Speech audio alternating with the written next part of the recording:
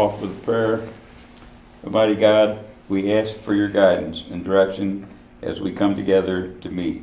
Grant us the strength to manage the challenges ahead and the wisdom to identify these as opportunities as we strive to serve the citizens of Crescent Springs. As we make decisions on behalf of them, grant us the gift of an open mind, the willingness to learn, the humility to accept the ideas of others. Please help us to recognize diversity as a blessing and unity as our strength. Amen. I pledge allegiance to the flag of the United States of America and to the republic for which it stands, one nation, under God, indivisible, with liberty and justice for all. Okay, roll call. Tom Bergamini.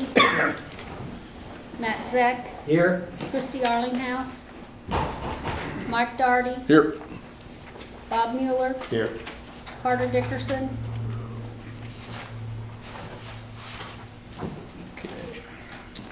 Next item is approval of minutes from April 10th, 2017 public hearing. I'll move to approve. Mike made a motion to approve. We have a second. I'll second. BJ second. Roll call. Matt Zeck. Yes. Mike Daugherty. Yes. Bob Mueller. Yes. Tom Bergamini. Due to my absence, present is not voting.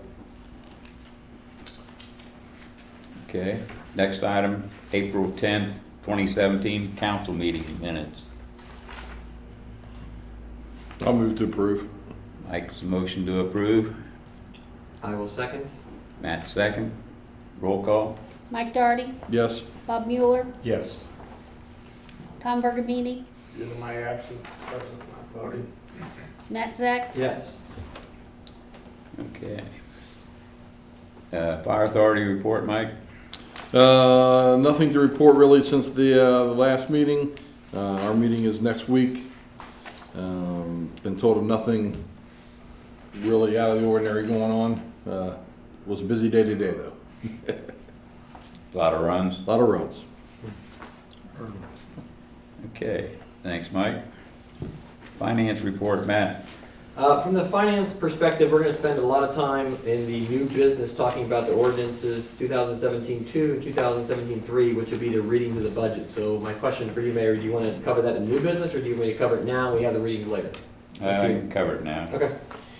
So hopefully everyone received, I know Susan sent around, she asked if anybody needed copies of the budgets. And you should have two versions of budgets. The first will be a revision of the budget year that we're currently in. So that is the fiscal year ending 6/30 of 2017. So really and we're going to go through that one first because that really sets the stage for the proposed budget for the following fiscal year 2017/2018. So the one that has the green, orange, and I'm going to go with peach colors on the front is really in the top left corner, City of Crescent Springs, fiscal year ending 6/30/17. That's the one we'll go through first. And again, tonight will be a first reading of both of these budgets. That will allow us to collect questions, any items that we need to follow up on with a proposed second reading that would be held in the June timeframe to put us in place for July 1. So timing, I think, is pretty good. So walking through the fiscal year end 6/30/2017 budget, you'll see the first column, the peach color, is what we originally approved as the budget. The green column is kind of where the numbers are through 9 months of the year ending 3/30/2017. Sort of we're going with yellow gold color there, is 2016 revision. So that is what we are proposing to be the revised budget for the year that will end in June 30th. And then the kind of next two columns are really the dollar change from our original approved budget and then the percentage change. And then some notes that Susan and George have put, maybe others have put in the columns out to the note side. So not necessarily intending to go through this line item by line item, because I think at some point we're going to want to go home, but hitting some of the highlights and really some of the big numbers that I kind of highlighted as the big significant changes Starting at the very top, and we often refer to the far left column as the code number. So the very first one is 4101, which is the real estate property taxes. So we are forecasting to be up about 2% over what we had originally proposed as a budget. That's a good thing when you're high on the revenue side from what you originally proposed. So about $14,000 more that we believe will come in over what we had originally budgeted. There's some ups and downs and put and takes in the remaining categories. Obviously a very large increase in row 4200, which is the insurance premium tax. Again, forecasting us to be up about $68,000. A question I'd have for kind of Susan or maybe George. So through 331, we're only about 277. So I'm assuming we're expecting some more, or at least one more payment to come in of the IPTs. Some that's a of it pretty has good already increase. come in April. Okay, good. Okay, and then there may be a little bit that will come in near the end of June. Near the end, awesome. Yes. So that's fantastic. The IPT has done much more favorable according to our original version of where we thought that would land. Same with payroll gross receipts. Again, we're going to forecast to be about 948,000, about 28,000 higher than our original proposed budget of 920. So again, up about 3%. And we've seen that historically with payroll gross receipts. We continue to grow about 3, 4, 5% for the last several years. So that has continued to grow well. The rest of the numbers, kind of at the bottom of that page, aren't significant increases, ups or downs. So flipping, unless there's any questions, I'll flip to the next I page. do have a question Okay, on yep. revenue. Yes. You have reference to a railroad 3250, what's that? Right there. Oh, on the revenue side. So that's the property tax. So I'm assuming the railroad remitted payment to us for the property in our market. So it's part of the property That would be, taxes. that will be the public service tax that we will be billing them. In fact, that bill it came in today, so we can send that bill out now. So, and that's when it comes from the county, So the, is where we receive that. So, okay. Any questions? On page 2, you'll see a large number in line 4699, which is the transfer from other funds. Again, that was not originally proposed, so that was really a transfer from the capital improvements fund that came over, and because of the way the numbers have to work, we have to show that as a revenue coming in. So that's the 4,200 that came in. So again, it wasn't in our original proposal. And then 4726 is the special events. Again, so we received payment from Villa Hills as they helped sponsor some of the events that were in the park. Again, and they make remit payment to us. It has to come in as a revenue. You'll see it on our expense side as well for when those, but again, it wasn't originally budgeted, but it does help offset our expenses. So there's some additional revenue there. So all told, kind of that total revenues line, we're proposing to be at about 2.5 million for the year. We had originally proposed only about 2.3 million, so we're up, I'm gonna use round numbers, $172,000, or about 7% higher than what we had originally proposed in revenues. That's the good news. I always like having revenue higher than what we proposed. Any questions on the revenue before I move on to expense side? Okay. The first large one on the expense side is at 5101, the administrative office payroll. So we're actually forecasting to have a lower expense than we originally did in the beginning of the year. So that's again that's a good guy, as we sometimes call that, because it's less expense. The smaller ones down here, some increased legal fees, some increased advertising. None of them are significant numbers. We'll turn to page 3. Is there some specific lawsuit litigation fee, or is that just part of our standard retainer? It's part of a litigation fee in reference to the county tax number that was, we're Yeah. involved in a suit right at the moment. Yeah, it dates back to when, many years ago, we published the tax rate that was approved on, when it officially got published. I won't get these numbers right, so just bear with me, I'm gonna use round numbers. We approved 3%, which if you had put it in the document would be 3 and then a percent sign. But when it got entered, and that's not the real number, I'm just using it as a, when it got entered in the actual written document, it was 0.03% sign. So technically that's not the number that we actually approved. So there was a lawsuit that was filed saying that we were charging the wrong rate based on our published doctrine. So our legal group has filed a defense that said That's clearly not what we were intending, because that would have been a, again, round numbers, 98% drop in our taxes that we obviously were not intending to do. And we provided the evidence that said, look, all of our budgets, everything that we had, showed that we were trying to do the 3%, not 0.03%. So there was some litigation that took place there. Yeah. Any question? Page 3, again, some smaller ups and downs based on kind of where the budgets are forecasted to be. Obviously, the large one there is the 5197. That's that transfer out to the capital improvement. Again, so moving some money out to help with our capital improvement side. Public Works and Recreation. Again, a number of kind of ups and downs as we kind of make sure we're forecasting the right payrolls, salaries. You'll see 5319 at the bottom there is special events. Again, so we had kind of forecasted about 9,300, which was approved. It actually went up significantly to 17. However, remember, the offset of that came from the revenue side where we got some payment back from Villa Hills. On the next page, 5329, so park capital outlay. Again, we originally approved of about 39,000. We were going to spend probably closer to 48,000, so roughly a $9,000 difference. You'll see the notes there: lumber for bridge, trees for the park, some additional expenses that weren't necessarily in the original budget.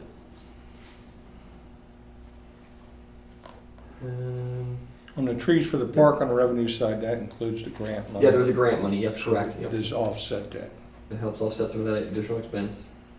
Another good guy, 5341, the road salt. Again, we proposed a budget of 25,000. Really only spent about 5,500.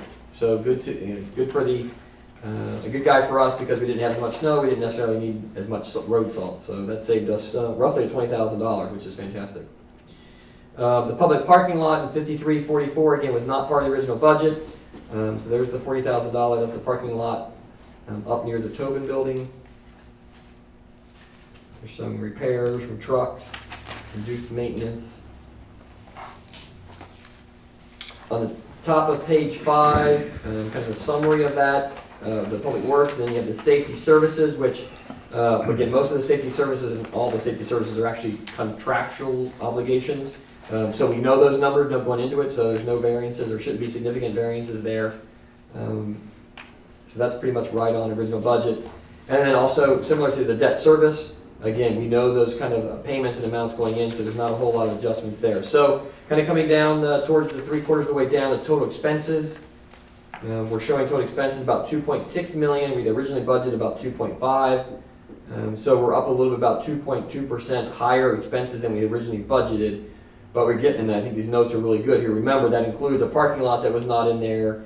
It includes a disbursement to the city of Erlanger for that additional payment where they had paid taxes to the wrong city, some additional legal fees and park capital outlay. All that meaning, we had a lot of it unintended or unapproved at the beginning that only we're down to $56,000. So I think it's pretty close. So the change in the fund balance, we had originally proposed a budget where we were going to, I'm using air quotes here, lose or have expenses in excess of revenue about $211,000.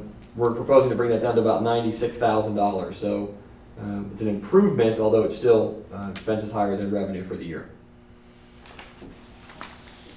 Any questions on that before I go into the municipal road aid, which is a much easier conversation?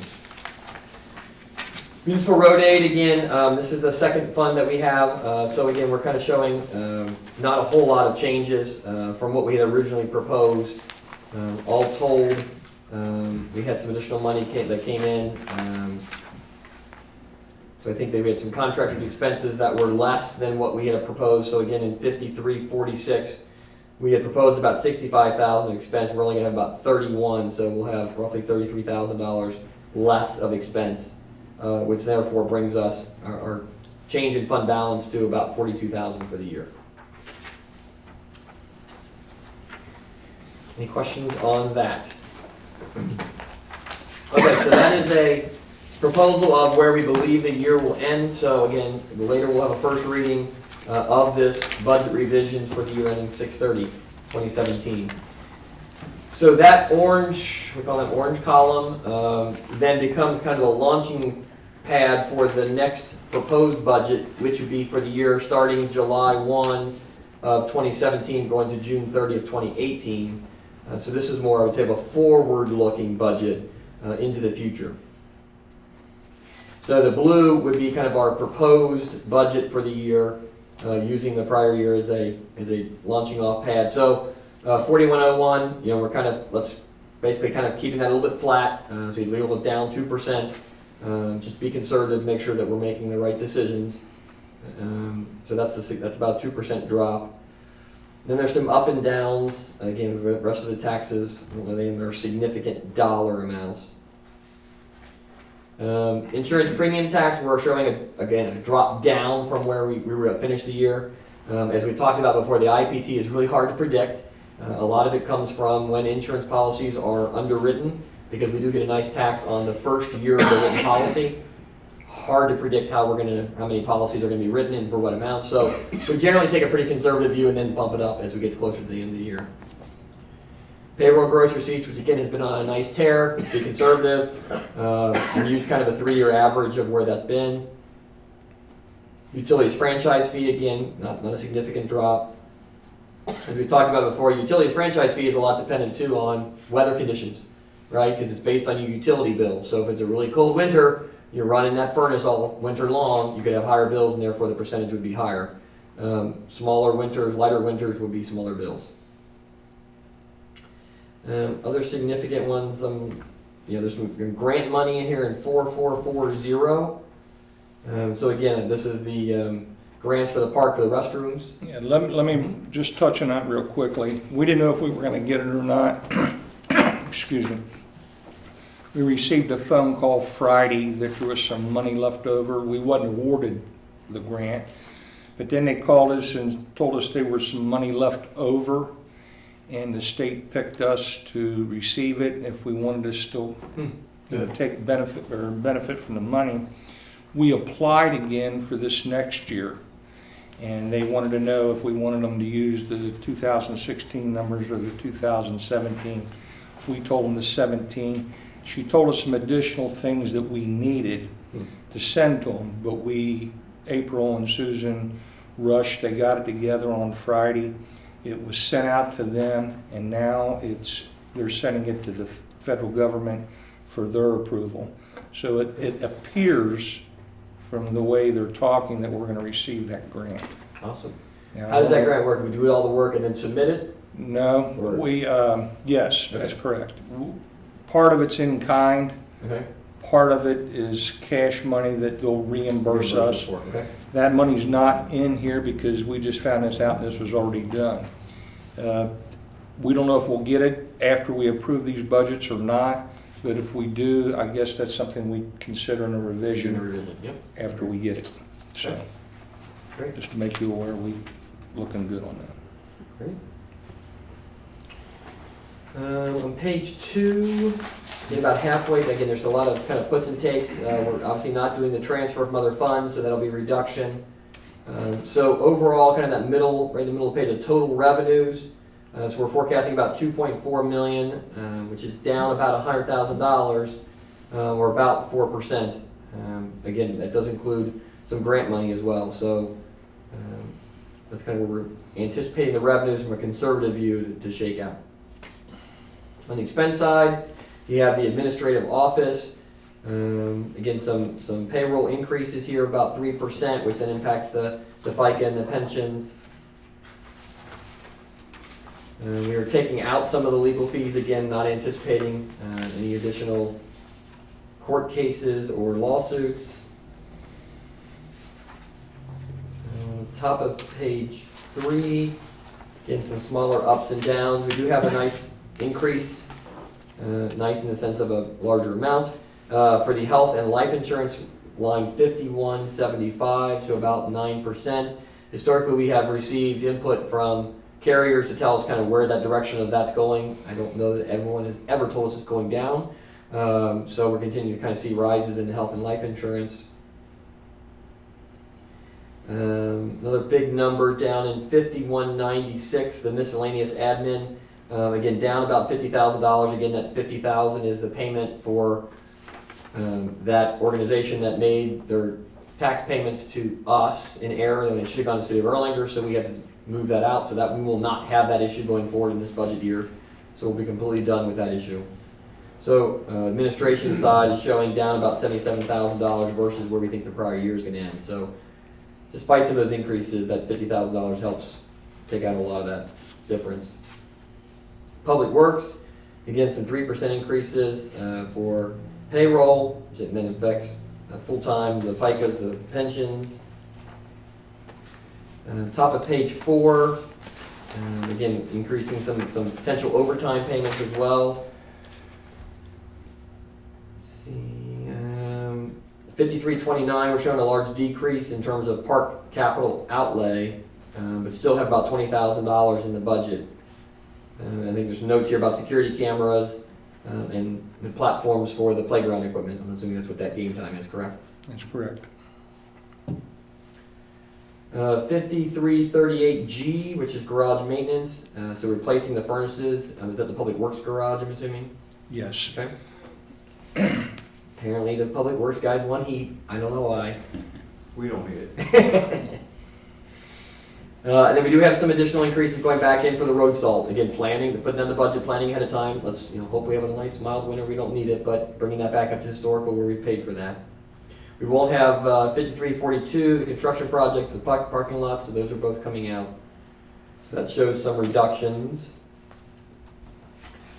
Top of page 5. So there's a kind of a large increase in 5380, which is the street lights. So George, I'm assuming this is budgeting in the Cobra Head That's correct. LED light project that we've talked about in prior meetings. Which has been completed. It's been completed, meaning, They're all installed. oh, okay. They're installed now, and the bill's not gonna come to us until next year? Right. Okay. Yeah, they would have had they completed installing them all in the older area Oh, okay. sections. of Didn't know it was town. already done. It's already Awesome. done.